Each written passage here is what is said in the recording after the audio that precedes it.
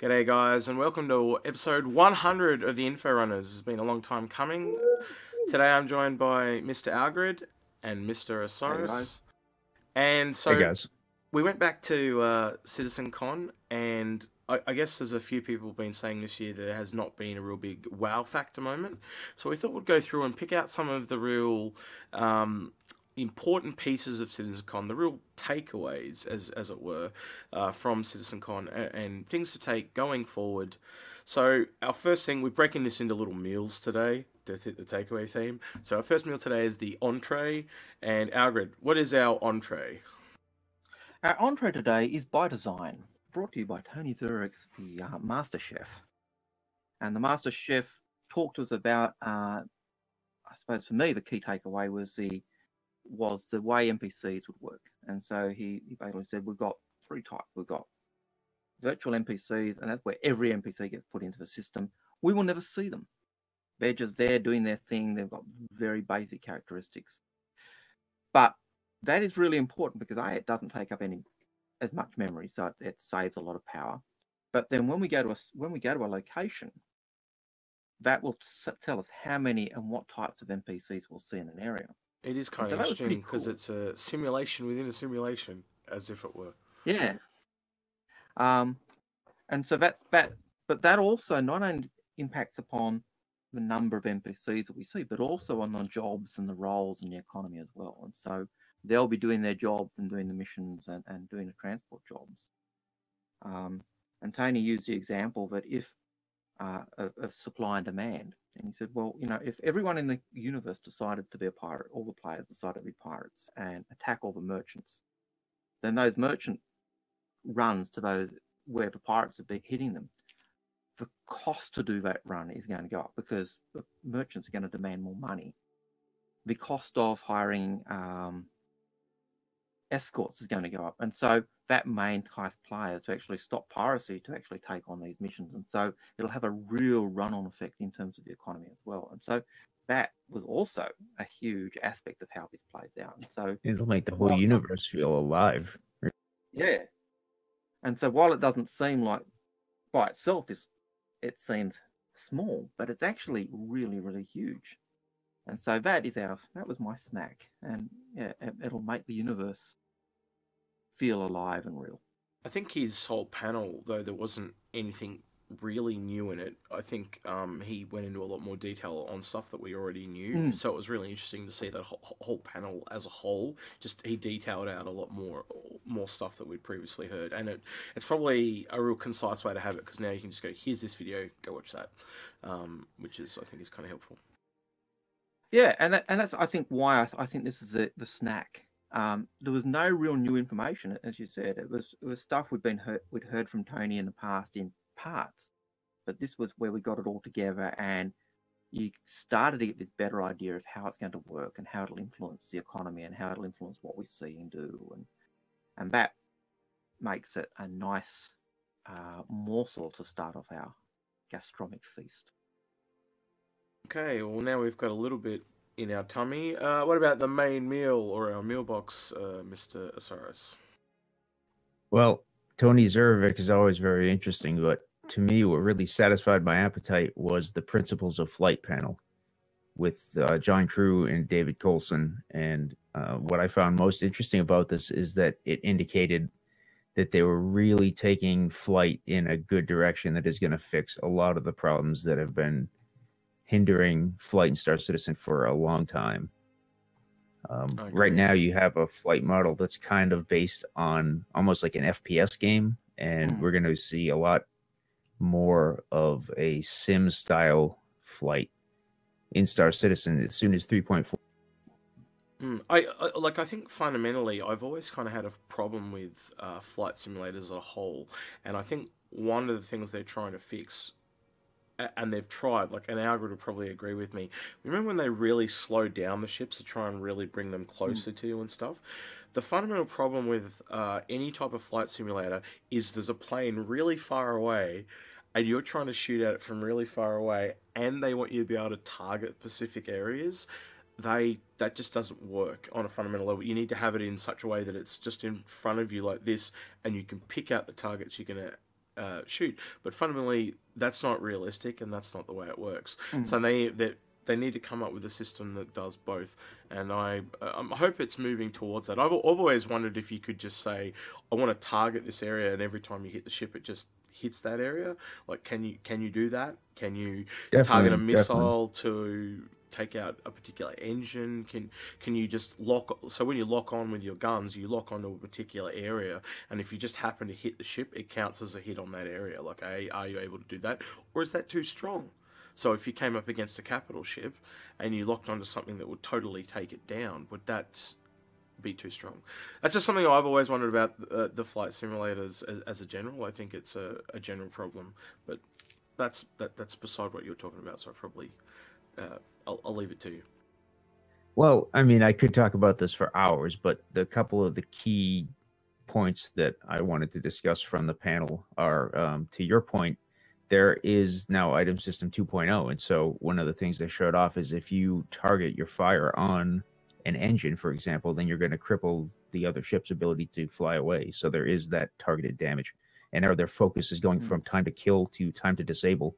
Yeah. And can you see what I mean, though? Like, if you're attacking a small ship, it's going to be really hard to lock in on that small component. But, like, say it's a Kraken and you fly behind it and it's got those massive engines, well, then you can target engines quite easily. I just think there's a real discrepancy there. Like, large ships are going to be at a disadvantage. And I think part of the reason, one of the reasons I think they wanted to bring us close in combat was so we could see the beautiful artwork. Yeah, that too. You got these ships that look absolutely awesome up close, and you're destroying them out. Algared playing Captain Obvious today, but that's all good. Well, right now with the flight, you have a problem where you have these systems like shield and power management and weapon management and stuff, and you don't really even get an opportunity to use them because it's so twitchy and fast-paced. But one of the things they showed is that the pacing of combat is going to slow down, and your systems are going to be rewarded, and your group gameplay, your multi-crew gameplay, like turrets and missiles, I think are also going to experience an improvement in quality just from slowing down the pacing. And I would hope even slowing down the pacing would increase the gameplay for multi-crew ships with the engineer running around doing those repairs. I'm interested to know how that's going to scale across different size ships too. Like, so if you go to like the smaller ship, the Merlin, how long is its time to kill time? Like, does that mean it's going to get 5 seconds against the Polaris? Does that mean it? Do you know what I mean? Like you kind of scale that out. Like you want everyone. If the torpedo hits, it's gone. Yeah, obviously. Players can probably take it out. But I mean against turrets. Like how long is it gonna last? And are we gonna have this really insane thing where we get fights that could be lasting half an hour to an hour? Like, I don't know. But that'll be interesting. Eager to see. And also I think it'll make a lot more of the fights component driven. So as your ship's breaking apart, there's a couple of people balancing plates, running around, trying to keep everything going, extending the fight and all that. I think it'll make that's where the gameplay is going to come in. It'll be the engineers running around, not the people shooting, but that they will, but not the same as the engineer that's trying to keep everything going. But you're talking about like a massive fleet action versus a small dogfight. No, that is really interesting. And they didn't really get into that in this panel. It was more dogfighting, but I am interested in what I'm talking about in multiple different cases. So I'm talking about the lone guy on his ship trying to keep it repaired while he's fighting. So he's doing everything. But then that might just be two fighters going at each other. But then what happens when it's fighters versus a larger ship? And then what happens is when it's two larger ships? It's all got to be able to balance with it. Fighters doing a drop on a freelancer, which has got 2 or 3 people on it. My point being is it's got to be able to be balanced between the whole thing. So obviously the fighter has the advantage of maneuverability, but he may have to run away to fix himself and then come back, where a larger ship tends to not be able to run away, but they have to have someone dedicated to repairs. So it all weirdly balances out. Anyway. What else you got for I'm feeling rather full. Well, I mean, just the whole presentation left me with the impression that you're going to have a lot more tactical and dynamic flight and combat experience, which is going to reward people who are into that type of multi-crew gameplay, into managing their power systems, and into a thoughtful approach to combat versus just as fast as you can move your mouse, which is kind of what we have now. So I'm really optimistic about the future of flight. And this is not too far away either, is it? They're talking about, was it 3.4? 3.4, yeah, will be the tier 0 implementation, I guess you could. Which is good to see. Yeah, all right. So that's a pretty nice meal, but I'm looking for some dessert now. Yeah. So what do we got? The one I really liked at Citizencon was the facial animation tech. The fanal animation tech. Yeah, that's it. Everyone looks like Al Borland. Yeah. So basically, some of the real big takeaways from this was actors' facial capture can now be used across the board, and not just the facial animations, but the body animations as well. So they showed Gary Oldman's scene on all these different actors, and it was just totally seamless, which is really good because you can. The expressions were the same. They're side by side. Awesome. It was awesome. Yeah, they really got that DNA system working now, and it's going to be interesting when they get some more expressions like fear, and which they do with the Halloween contest as well, but like, sadness and stuff. I want to see Tier Tech. That'll be funny. Running with physics running down people's faces, but anyway, I can dream. Some of the other stuff was the ability to use different parts of the head to create custom heads. So you could take someone with big ears and someone with a big nose, and then morph that into two characters into one. So have someone with big ears and a big nose. One really important part was obviously, for the first time ever in games, we were going to be able to have some asymmetrical faces like real life, which has been a problem in the past where they've taken celebrities and tried to put them in the video games, but because they're really a duplication of each side, they didn't look correct and stuff like that. So now we're actually going to be able to see that, and we're already seeing that with Star Citizen as well, where they're going to have two types of heads now: the actor heads and everything else. So it's quite interesting to see.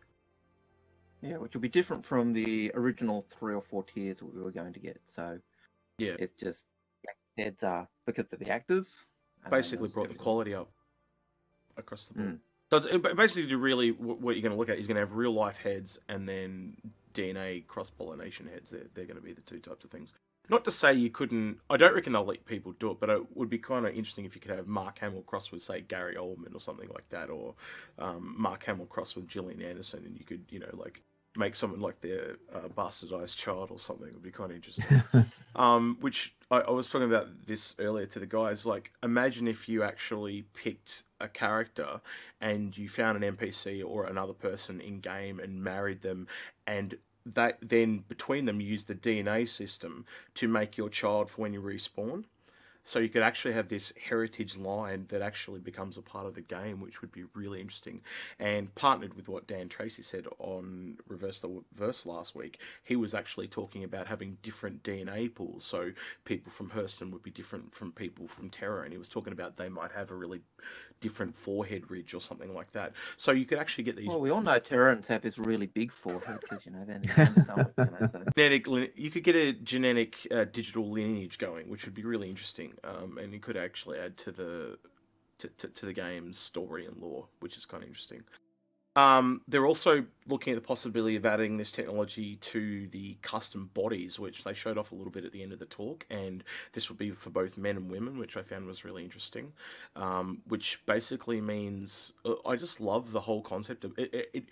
Initially, when I first heard this, I thought it was all going to be very locked down to what you could play. Like, you might have one fat body and one thin body, but now with the ability to morph, you could literally, as long as they take the extremes of the head, so you get someone with extremely big ears and extremely small ears, you can then morph anywhere between. So getting custom people's faces, like scanning in popular YouTubers' faces and that, isn't really going to be required anymore. They just need people that have streamed body features that they can morph and get into the DNA pool, which they actually do talk about in this talk. Couple of other things I took out of it as well was, with this technology, they could actually have the possibility of morphing alien tech. So you could actually have a changeling from Star Trek as an alien race, or as a one-off quest, and you don't know where they've come from or something like that, which could be really interesting and really cool. Because they actually showed them the morphing of the heads in real time. So if you actually applied that, you could have some really interesting storylines. Imagine trying to bounty hunt an alien and you don't know what he's going to ever look like at any given time. Because you could change his height. Well, they're not going to change the height of the characters, but you could change the body type, and you could change the sex, and you could change what they look like. So that could be really interesting, trying to hunt something that really you hard can't. to find. I thought it'd be really interesting. The last thing is basically they also got it to work with accessories. So different accessories have hard parts and flexible parts. A really good option is a pair of goggles, where the goggles at the front are hard, but the straps need to be adjustable. So they actually managed to get that to work as well, which was really, really interesting. And different size hats that mold to the scalp. So literally they're going to be able to have any character in game now with any accessory, which is just totally brilliant. Well, even just the body attachments like the beard, facial hair, and because normally it's mapped to that particular face, and so if you change the face shape, it wouldn't match right, and they were able to get it, so it would actually stay as he was morphing the body up, the face up and down. The beard was just staying with it, and that was awesome. The other part that's interesting, though, that specifically for the goggles and that, the actual things that move, they have to animate with the body, where a beard is once it's the right size, it'll just follow all the other IK systems in the head. The goggles may have to also be taken off and put on, and the same with a hat. So they are a little bit more complicated again, but they did get it to work, which was really, really interesting. Yeah. So I guess my whole takeaway from this whole thing is it really is revolutionary. It's never really done and been in video games before, and I quite honestly, if this system is as popular as I believe it'll become because of the speed of development time, can be really pushed forward. If you never had to model a character again, if you could literally just go into this system and design a character and chuck it into a video game, that'll speed up development time out of sight. They will never need to model a character again. That is the potential of this. They could sell this as a what do you call it? A secondary developer tool. I'm forgetting the name of what they call them, but middleware is what they call them. If you could sell this as a middleware tool, it would speed up development out of sight. I don't know if they'll ever allow other people to buy it, but man, that could be a severe possibility.